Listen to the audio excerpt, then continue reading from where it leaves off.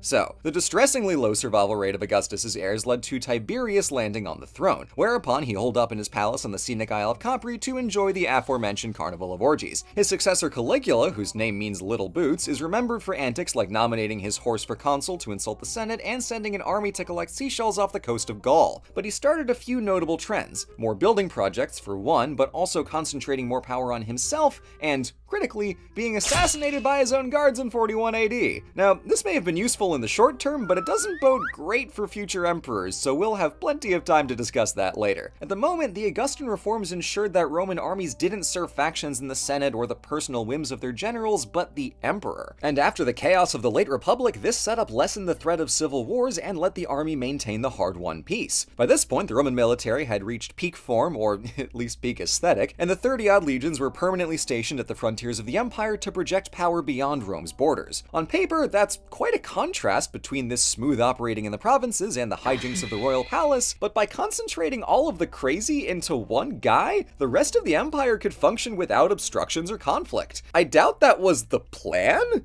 but it seemed to work.